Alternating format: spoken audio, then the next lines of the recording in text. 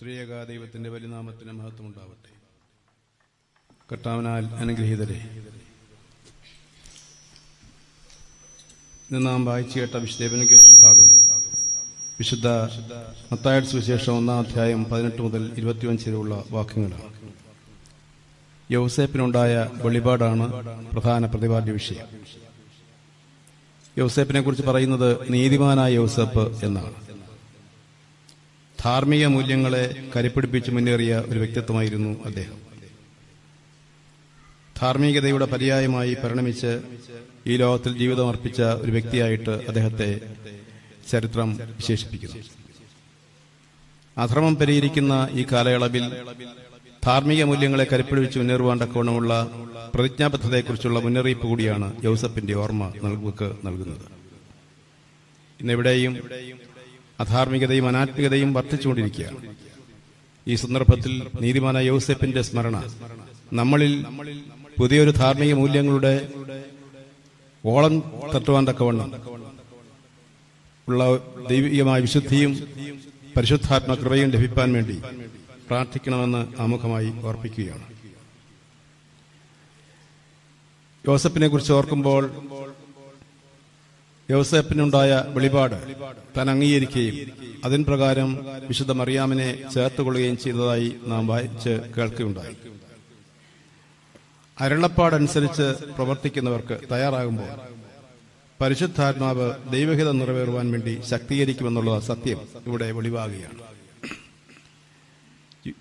യോസേപ്പിന് ദൈവം അരുളപ്പാട് നൽകിയപ്പോൾ അതിനെ സർവാത്മന സ്വീകരിച്ചത് മുഖാന്തരം അരുളപ്പാട് എത്ര പ്രയാസമേറിയതാണെങ്കിൽ കൂടിയും ചെയ്യുവാൻ മനുഷ്യ നിലയിൽ ചെയ്യാൻ തക്കവണ്ണം സാധിക്കുന്നതല്ലായത്തിൽ കൂടിയും ദൈവത്തിന്റെ പരിശുദ്ധാത്മ ശക്തി ദൈവം നമുക്ക് നൽകും.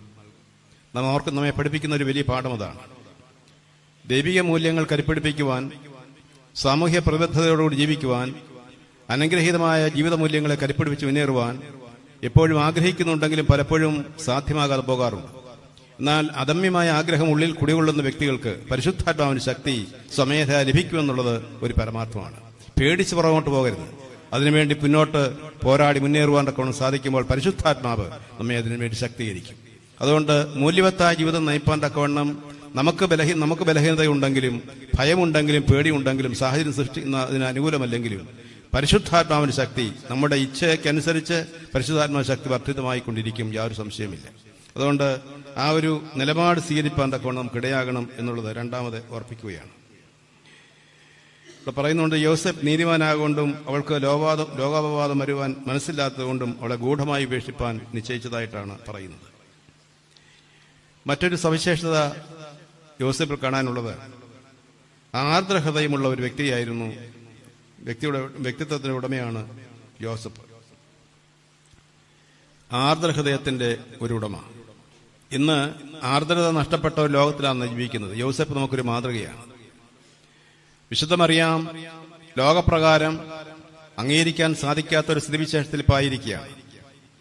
എന്നാൽ അതിന്റെ രഹസ്യാത്മകമായ മർമ്മം ദൈവം വെളിപ്പെടുത്തി കൊടുത്തതുകൊണ്ട് സ്വീകരിക്കുവാൻ തക്കവണ്ണം ഇവിടെയായിത്തീർന്നു.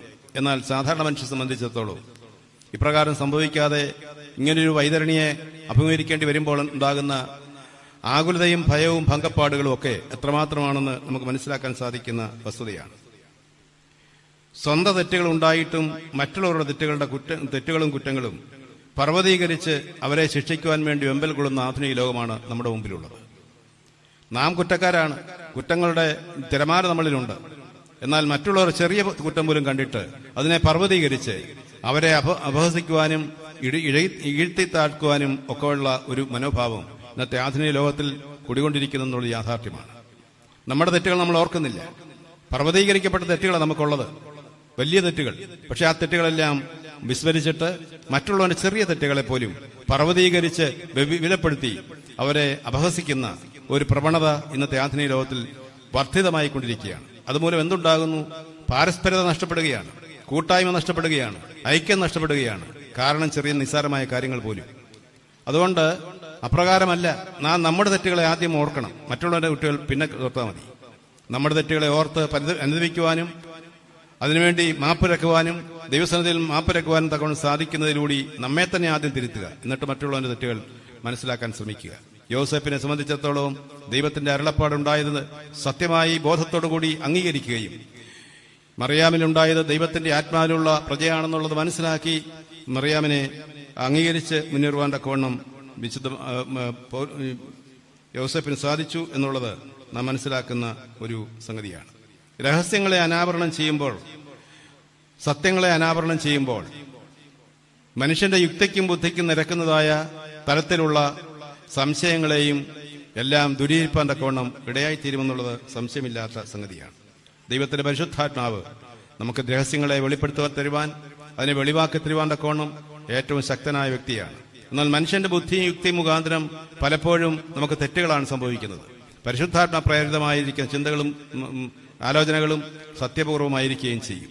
അതുകൊണ്ട് മനുഷ്യ ബുദ്ധിക്കും യുക്തിക്കും പ്രാധാന്യം കൊടുത്തുകൊണ്ട് മുന്നേറുന്ന ആധുനിക ലോകത്തിന് ഉണ്ടാകുന്ന ചപലമായ ചിന്തകളും വികലമായ പ്രവർത്തനങ്ങളും അതിനെയൊക്കെ വിഭാടനം ചെയ്ത് മുന്നേറുവാൻ സാധിക്കണമെങ്കിൽ പരിശുദ്ധാത്മ പ്രചോദിതമായിരിക്കുന്ന ചിന്തകളും യുക്തികളും ബുദ്ധികളും നമുക്കുണ്ടെങ്കിലേ സാധ്യമാവുകയുള്ളൂ എന്നുള്ള ജീവിക്കുന്ന പരമാർത്ഥം യോസേപ്പ് നമ്മെ പഠിപ്പിക്കുകയാണ് ചെയ്യുന്നത്. കന്യാമറിയാമിനെ യഥായോഗ്യം ഉൾക്കൊണ്ടുകൊണ്ട് മറിയാമിന് യാതൊരു അപഹാസ്യവും വരുത്താതെ ഗൂഢമായി ഉപേക്ഷിക്കാനുള്ള യോസേപ്പിന്റെ തീരുമാനത്തിലൂടെ വിശുദ്ധ കന്യാമറിയാമിനെ അംഗീകരിക്കുകയും അവളിൽ ഉത്പാദിതമായ ദൈവത്തെ വന്ദിക്കുകയും അനുഗ്രഹീതമായ ജീവിതം നയിപ്പാന്റെ കോണം തുടർന്നും ഒരുമിച്ച് ജീവിപ്പാന്റെ കോണമുള്ള ആവേശമുണ്ടാകുകയും ചെയ്യുകയാണ്. ഇവിടെ പറയുന്നുണ്ട്, കന്യാമറിയാമിനെ കുറിച്ച് ഇമ്മാനുവേൽ, ദൈവം നമ്മുടെ കൂടെ എന്ന് അർത്ഥമുള്ള ഇമ്മാനുവേൽ എന്ന് വിളിക്കപ്പെടുമെന്നും മലാഖ മറിയാമിനെ വെളിപ്പെടുത്തുകയാണ്. ദൈവം നമ്മോട് കൂടെ. വിശുദ്ധ മദർ തെരേസ ഒരിക്കൽ പറഞ്ഞു, ഉയർത്തെഴുന്നേറ്റ കർത്താവ് എന്റെ മുമ്പിലും എന്റെ പിന്നിലും എന്റെ ഇടത്തും എന്റെ വലത്തും നിൽക്കുന്നതുകൊണ്ട് തിന്മയായ കാര്യങ്ങൾ പറയുവാനും പ്രവർത്തിപ്പാനും സാധ്യമല്ല എന്ന്. ഈ ഉയർത്തെഴുന്നേറ്റ് ജീവിക്കുന്ന, ബേത്ലഹേം പുൽക്കൂട്ടിൽ ജനിച്ച് നമുക്ക് വേണ്ടി ജീവൻ അർപ്പിച്ച് ഉയർത്തെഴുന്നേറ്റിന് ജീവിക്കുന്ന കർത്താവിന്റെ അദൃശ്യമായ സാന്നിധ്യം നമ്മോട് കൂടെയുണ്ടോ എന്ന് നാം ചിന്തിക്കണം. നമ്മുടെ കൂടെ ഉണ്ടെന്നുള്ളത് യാഥാർത്ഥ്യമാണ്. പക്ഷെ തിരിച്ചറിയുവാനുള്ള ബോധം നമുക്ക് നഷ്ടപ്പെട്ടിരിക്കുന്നു എന്നുള്ളതാണ് യാഥാർത്ഥ്യം. അതുകൊണ്ട് കന്യക ഗർഭം ധരിച്ച് മനെ പ്രസവിക്കാൻ ഇമ്മാനുവേൽ എന്ന് പേർ വിളിക്കണം എന്ന് പറഞ്ഞതുപോലെ ആ ഇമ്മാനുവേൽ നമ്മോട് കൂടെ എന്നുള്ള അർത്ഥമുള്ള ഇമ്മാനുവേൽ, നമ്മോട് കൂടെയാണ് ദൈവം. ദൈവം ഒരിക്കലും അന്യപ്പെട്ടു പോകുന്നില്ല, നമ്മളെ അന്യവൽക്കരിക്കുന്നില്ല. നമ്മോട് കൂടെ നമ്മുടെയുമായുള്ള ഒരുമയിൽ എപ്പോഴുമുണ്ട്, നമ്മളിലുണ്ട്. ആ യാഥാർത്ഥ്യം നമുക്ക് മനസ്സിലാക്കാൻ സാധിക്കുന്നില്ല. ഓരോ മനുഷ്യനിലും ദൈവം കുടികൊള്ളുന്നു, ദൈവത്തിന്റെ ആത്മാവ് കുടികൊള്ളുന്നു, ക്രിസ്തുവിന്റെ ആത്മാവ് കുടികൊള്ളുന്നു.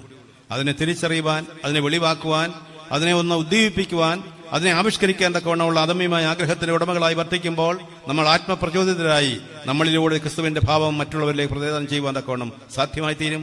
ജീവിക്കുന്ന ഒരു പരമാർത്ഥമാണ്. അങ്ങനെയുള്ള വിശുദ്ധന്മാര് ഈ ചരിത്രത്തിൽ ഉണ്ടായിട്ടുണ്ട്, ഇന്നുമുണ്ട്. അപ്പോൾ അതുകൊണ്ട് നമ്മളിലുള്ള ആത്മാവ്, ദൈവത്തിന്റെ ആത്മാവ് നമ്മളിലുണ്ട്.